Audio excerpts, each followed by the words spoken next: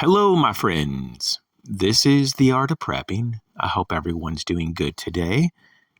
Just wanted to chat for a few minutes about some ultra budget preps. And before I get into that, though, I've kind of noticed that I really haven't talked about or promoted my books. I have a whole bunch of books, on the screen. I'm just going to show you two of them. I just recently took these images, chatting with a friend, and I just kind of realized I don't really talk about things that I do, and as much as I should probably. But anyways, if you want to support the channel, or if you just want to get some information, just check out my books. I should have some links in the description box of this video. If not, message me and I can send you links. Okay, so in a nutshell here, I just want to kind of give you just a quick rundown of some examples, right? But there's a whole bunch of these examples out there. But there's a few here that I just want to cover that really don't cost a lot of money and that you might already have, right? But if you want to get some extra preps, here are some things that are fairly practical, though, and they have multiple uses. And once again, they're very, very low cost, so most people can afford these. But just remember, if you don't have the money to buy anything, you can use your skills to barter and trade for things. You can, look at maybe picking up another stream of income, not so much just like another job, but maybe it's like you work on a passive income stream, and you might want to look into that. That's a whole nother topic. But I think it's also important, though, is to look at whatever income that you have and try to make it more substantial. Right? I mean, if all that you have is a job and that job, you have that single income, I would, unless you own the company, then this is going to be different. But if you work for someone, I would go to whoever's in charge of that company and talk to them, if it's practical, of course, or whoever it is that's, in charge of payroll and whoever has the ability to give you a raise, and maybe negotiate something that can work for you. But anyways, I just want to give you some examples here of preps. The first is batteries. A lot of people, they just think about going to a big box store or a grocery store or a dollar store and just getting some batteries. And it's not the worst thing to do, but sometimes they don't have the battery type that you need. More and more these days, you're starting to see a lot of devices prefer a higher voltage power sources, and because of that, we're going more toward the lithium batteries. And so sometimes you just have to look in different places for those batteries. But I'm living proof, though, that if you do your research and you wait for the sales, you can get some amazing prices on lithium batteries. And so recently I just got some 18650 batteries that were around $3 each, and they were name brand. I mean, really amazing things. So, if you just wait, and you're patient and you do your research, you can find deals even to this day. So batteries, why would you need batteries? Well, there's all kinds of lights that take batteries. There's all kinds of radios, and these are all things that can help you be more prepared. There's so many things that use batteries. And so it's a beautiful thing to buy batteries that are rechargeable when possible, because they're not just renewable and all that, but they give you a lot more capability, right? Flexibility. And so instead of just, one-time use batteries, you have the potential for maybe hundreds of cycles, right? If you have a rechargeable battery. So it's not just good economics, which is pretty obvious, but it's also something that it's a lot easier to store 50 rechargeable batteries than several hundred or even several thousand non-rechargeable batteries, you see. So it's also about storage and just overall, it just practical issues in play here. The second example is rubber bands. I know this one sounds really corny, and you could always substitute rubber bands for Ranger bands, right? You can take inner tubes from bicycles and cut them up into whatever, size you wish. But rubber bands, though, are just readily accessible, and you can get these big bulk packs of rubber bands for like very cheap, at least in my area. For $1, you can get almost a whole pound of rubber bands, and they're all different sizes, colors, thicknesses, strengths, you name it, rubber bands. It's a very good thing to have. And I mean, I look around. I mean, I'm in a room of my house right now, and I'm looking around in this room, and it's like there's so many things using rubber bands. I mean, just holding things together, organizing. But you can also use rubber bands as an emergency fire tender and so much more. Okay, so moving on here, we have pens and pencils and paper. I mean, this is just like really simple stuff, but so practical, so useful. So pencils. Once again, there's parts of the pencil that can be used as emergency tender. It's something that in extreme cold, environments, a pencil still works typically, versus sometimes pens can freeze up. And we can just go on and on about this, but, I'm a big fan of the Bic round stick, the extra long life pens.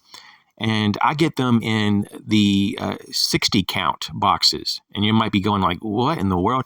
Like, why would you need so many pens? Well, no, that box of 60 will probably last me for many, many years. And typically it has. But this new box that I'm looking at it, and I'm thinking, man, I'm going to probably get at least 10 years of use out of this box of pens. And I just caught it on sale. It was a deep sale, but for like $6.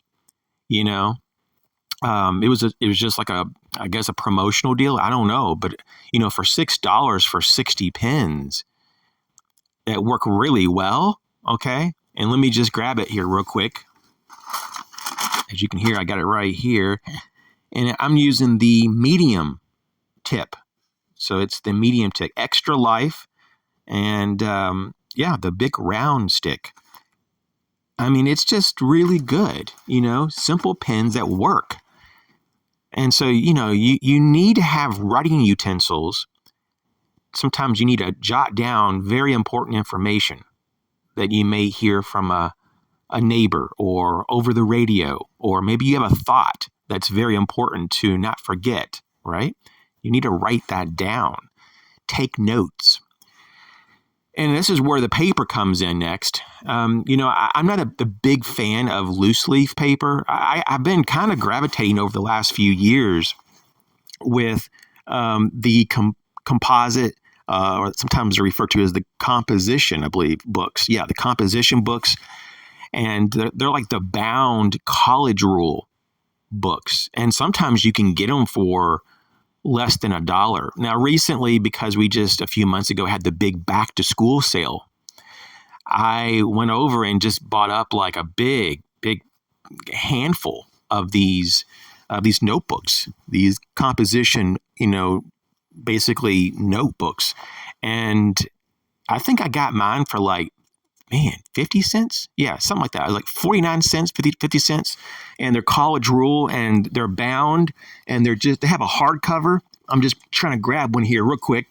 The one that I got the brand is Pen and Gear, but there's a whole bunch of good ones out there. 100 sheets of college ruled paper, and once again, bound. And it's not the wire spiral notebooks, which I'm not a big fan of. They work. I mean, if that's what you have, that's great. But these are just bound, like there's no wire spirals. It's just all glued, spine. So anyways, very good to have for all kinds of applications. And in a real pinch as well, you can use the paper as emergency tender. I mean, there's all kinds of things that you can use this for. You can leave notes, for people. You can once again, draw out maps. You can do so many things. Okay, moving along, we have basically lights, and I'm not going to get too crazy with this, but I'm telling you what, I'm not a fan of the dollar store lights out there. But if that's all that you have access to, so be it. Even big box stores now have lights for like under $5. And I just recently got a few of these $1 lights at a big box store. I found them on sale online. They're all over the place though. But, it's only 50 lumens output. So you may say, well, that's not very much, but it's plenty. It's plenty of light to navigate around the campsite, around the house, if the power went out, and so forth. So you have these very inexpensive dollar lights, or at least dollar lights in the context of maybe $5 or less. But I got mine for literally $1. And they even came with batteries. Now mine has the 3 AAA battery format with the little cartridge that the batteries go into. And what's so cool about my light is that you can take out that cartridge that holds the AAA batteries and drop in an 18650 lithium battery, and it works as if it was made for it. It's crazy. So just know that there's a lot of sometimes compatibility with other battery formats out there for your lights. But yeah, not all of the dollar store lights are compatible with 18650 batteries, but I'm just pointing out that some of them really are. And so you have that lights that you can get literally for under $5. And in my case, locally, I was able to get it for $1. So I bought several. And you can typically get them in different colors. So, I mean, if you're trying to, get lights for preparedness, you might want to try to consider at least some brighter coloration lights, maybe like yellow or orange or a brighter red. Those could be good. So it's just harder to lose or misplace. Another example here, a suggestion, is that, you have the need to organize and to keep things dry, or, basically that you want to store things.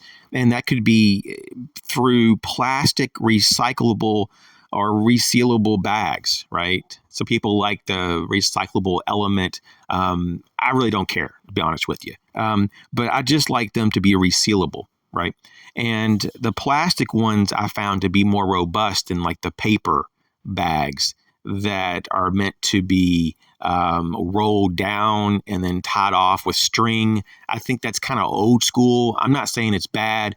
For me, though, that you get a lot more protection from the elements if you use and I'm not saying you have to use this brand, but like Ziploc is just an example, but there's all kinds of store brands of resealable bags to consider in all different sizes. And these plastic resealable bags really don't cost much. I prefer, though, to get the freezer bags because they tend to have a better locking mechanism and they're more robust in terms of the thickness of the wall of the bag. But, you just have to figure out what is best for you. But you can do so much with plastic resealable bags. Once again, you can keep things dry. You can store food in there. You can put gear and organize gear in a bag system. I was just looking at, even in my bug out bag, I keep most of my trauma kit supplies in a really nice freezer Ziploc bag. So, I mean, it's like, it works. It's super lightweight, but it's strong. It's like, why would you want to deviate from the optimum,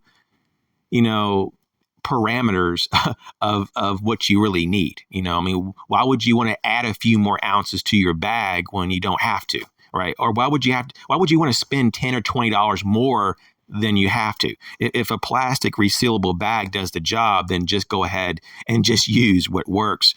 Now, I just wanted to kind of end with this. This is kind of more of a bonus thought here, but it's so obvious. But food, I mean, it's just so important in preparedness. So I just have to bring it up. So when it comes to this, and if you're on a super, super tight budget, consider, the canned goods when they're on sale. Sometimes there's some really good sales out there. I've noticed that there's a lot less sales than there used to be, but sometimes you can still get some canned goods at a very good price. And sometimes, though, you have to buy maybe several to get the deal. Sometimes not.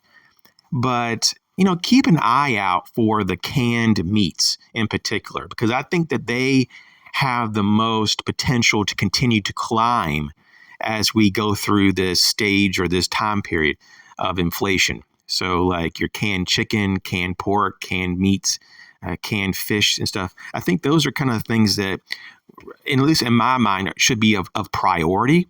Not just because it's super good for you and it's like the most nutrient dense food that you can get, but it's also because it's going to probably be in short supply in the near future, or at least it's going to be more difficult to acquire, and the prices will be more, most likely. So if you have a few extra dollars and you feel like that you've gotten everything else, when you're out shopping, maybe just go ahead and just get a few extra cans of meat or whatever you like, talking about like protein sources. I love sardines. Sardines is a superfood. Most people don't really know that. And I know that canned salmon, especially wild caught from Alaska, is super expensive. I get that. And it's not really budget. It's not a budget item. But if you can catch it on sale, it's even better. But that's something that is also very good for you. But yeah, going back to sardines, that is something that if you enjoy that food, buy that food. It's a very good food for most humans. And so, when's the last time you've heard of people having some kind of allergy to sardines? It just really just isn't there. A very non-inflammatory food. So that's my list today. Hope you enjoyed it. Thanks for your support.